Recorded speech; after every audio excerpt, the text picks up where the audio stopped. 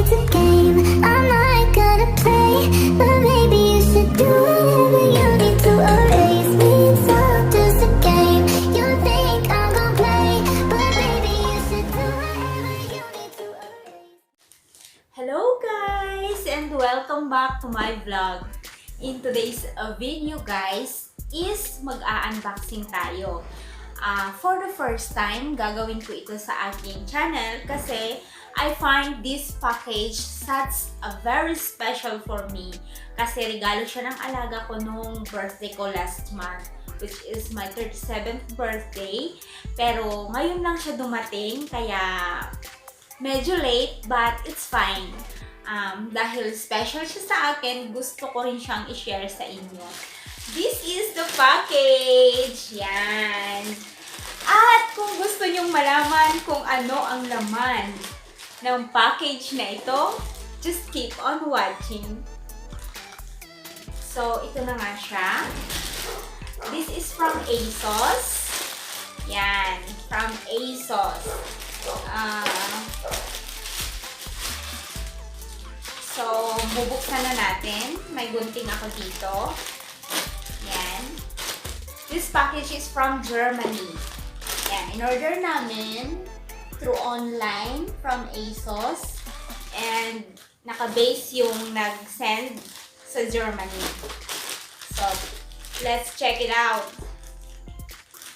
Siyempre, ako alam ko na yung laman nito, but gusto kong i-share sa inyo. Kaya ako i-unbox sa harap ninyo. Ayan! Yay! Ayan! Ano kaya to? Ayan! This is a shoes! Ayan! Sapatos siya guys! Sapatos siya! Ayan! It's from adidas. Ayan, isa siyang shoes. Adidas. Maliit lang yung size ng paa ko. 36 and 2/3. 4.5 sa US. So, ito siya. It's a Adidas brand. Adidas Originals NMD R1 Trainers in black. So, ito yung itsura ng box. Yan. Maliit siya kasi maliit yung size ng paa ko. Tchanan! Ito siya guys. Ito siya in black. Tsaka meron siyang ganyan na design. It's orange and blue. Yan. Ganyan yung itsura ng shoes. Ano ba yun? It's NMD R1 Trainers in black. Yun, yung nakalagay sa papel niya. At saka, siyempre, dalawa sila. Ito, yung pair niya. I really like it. Kasi, alam nyo, I really like this one.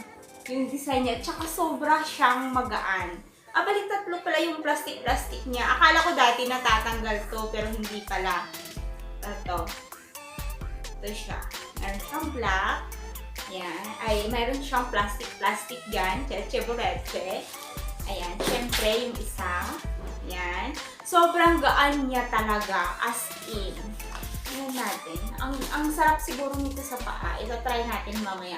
Tsaka sa loob niya, ganyan din. Meron siya yung parang net.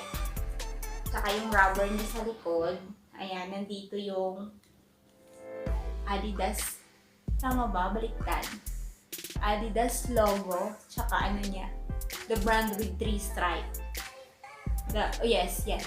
The brand with 3 stripes. Kung tatanungin niyo ako kung magkano, hindi ako yung umorder. Ako yung pumili, pero yung alaga ko na yung umorder. So, hindi niya sinabi kung magkano siya. But I think hindi naman siya masyado sigurong mahal. So, nasa mga, pag nag-sale siguro medyo mura, pero hindi siya sale nung in-order. May nakita akong ganito rin, pero hindi ko lang alam kung pareho sila ng price. So, hindi ko na sasabihin kung magkano, but I'm not sure kasi hindi talaga ako sigurado. Mayroon siyang nakasulat sa loob. Yan. Boost. Tapos, ewan ko kung ano na ito. Hindi ko maintindihan. Siguro the brand with 3 stripes. Kasi may 3 naman siya dyan. Yan. Ayan siya. At saka, the color treatment will begin to wear off over time with use. Sabi niya dito. Ayan. So, isusukat ko and I will show you. Okay?